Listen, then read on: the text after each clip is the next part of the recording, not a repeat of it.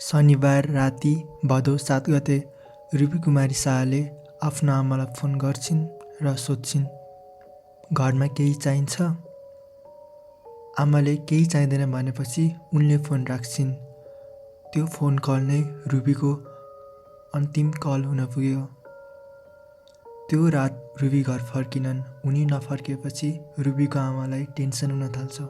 उनले रुबीलाई कल गर्छिन् तर उनको फोन उठ्दैन। भोलिपल्ट बिहान रौतहटको गौर नगरपालिका वार्ड नम्बर 9मा मुडवाला गेट नजिकै एउटा सुटकेस फेला पर्छ। सुटकेस हिजो राति नै फेला परेको थियो तर पुलिसहरूले शङ्कास्पद भएकोले बिहान मात्रै आएर खोलेका थिए।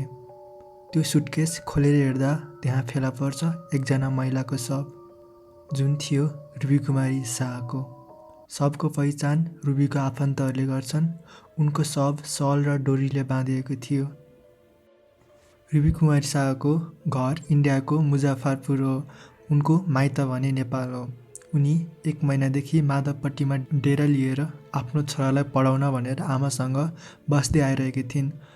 उनको आमाको अनुसार उनी करिब 6 बजेतिर डेराबाट गौर बजार जान भनेर निस्केकी थिइन्। सबको पहिचान भएपछि पुलिसले आफ्नो इन्भेस्टिगेसन सुरु गर्छ।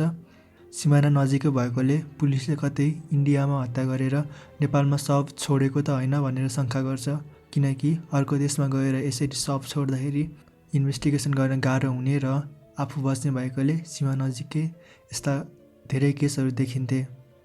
पुलिसले इन्भेस्टिगेसन गर्दै जाँदा त्यो एरियाको सीसीटीभी क्यामेराहरू चेक गर्छ। सीसीटीभी क्यामेरा चेक गर्दा त्यहाँ एउटा मान्छे ई रिक्साबाट ओर्लिएको देखिन्छ। त्यो मानिस सुटकेस तानेर लिएर गइरहेको हुन्छ र गेटनिर पुगेपछि ऊ त्यहीँ सुटकेस छोडिदिन्छ र आफू एक्लै त्यहाँबाट जान्छ।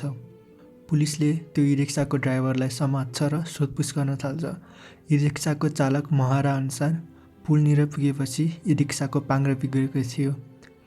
उनले त्यो सुटकेस बोक्ने मान्छेलाई अर्को रिक्सा बोलाइदिन्छु भनेर भन्दा पनि त्यो मानिस सुटकेस बोकेरै गेटनिर गएका थिए। घटनाको इन्भेस्टिगेसन गर्दै जाँदा फेरि थाहा हुन्छ कि जुन मानिसले सुटकेस त्यहाँ छोडेका थिए त्यो मानिसको नाम थियो लक्ष्मण पासवान।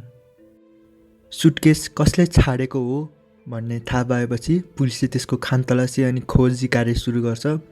यसै गरी पुलिसले खोजतलासी गर्दै जाँदाखेरि उनीहरू लक्ष्मणको घर गौरमा पुग्छन्। गौरमा गएर खोज्दाखेरि उनीहरूले लक्ष्मणको रुम नजिकै रुबीको चप्पल फेला पार्छन् अनि पुलिसहरूले चाहिँ लक्ष्मणको खोजी कार्य सुरु गर्छन्। तर गाउँलेहरूले भने लक्ष्मणलाई जलेको अवस्थामा उनकै घर नजिकै फेला पार्छन्। घटनाको 5 दिनपछि चाहिँ उनलाई यसरी जलेको अवस्थामा फेला पारिएको थियो। उनलाई हस्पिटल लगिन्छ। हस्पिटलबाट चाहिँ उनलाई कीर्तिपुरको वन हस्पिटलमा रिफर हुन्छ र उनको त्यहीँ मृत्यु हुन्छ। केही स्रोतहरूको अनुसार लक्ष्मण र रुबी शाह सानै उमेरदेखि नै उनीहरू रिलेसनसिपमा थिए। उनीहरूले कक्षा 10मा भागेर बिहे गरेका थिए सर्लाहीमा, तर 2 जना माइनर भएको र उनीहरूको बिच कास्ट डिफरेन्स भएकोले उनीहरूको परिवारले एकअर्कालाई एक्सेप्ट गर्दैनन् र उनीहरू चाहिँ पारिवारिक कारणले गर्दाखेरि बिछोडिन्छन्। यसैबीच रुबीको परिवारले भने लक्ष्मणलाई मुद्दा पनि हाल्छन् र लक्ष्मण भने मुद्दा लडिसकेपछि मलेसिया वैदेशिक रोजगारीको लागि जान्छन्। उनी केही समय अगाडि मात्रै फर्केका थिए। यसै गरी लक्ष्मणले चाहिँ आफू मर्न अगाडि एउटा भिडियो पोस्ट गरेका थिए। उनले जुन भिडियोमा चाहिँ आफूले नै मारेको हो भनेर भनेका थिए। उनले आफ्नो भिडियोमा भन्छन् कि मानिसहरू मजबुर हुन्छन्, कसैले कसैलाई त्यसै मार्दैन। उनले रुबीको छोरी पिङ्कीलाई एकदमै माया गर्ने भनेर भन्छन्। यसै गरी उनले रुबीको आमालाई पनि आरोप लगाउँछन् कि रुबीको आमाले पैसाको लागि आफ्नो छोरीलाई इन्डियामा बिहे गराएको भनेर। उनले रुबीको आमालाई अरू पनि आरोपहरू लगाउँछन् जुन हामीहरू अहिले एकछिनको भिडियोमा हेर्ने नै छौँ। भिडियो यस प्रकार रहेको छ।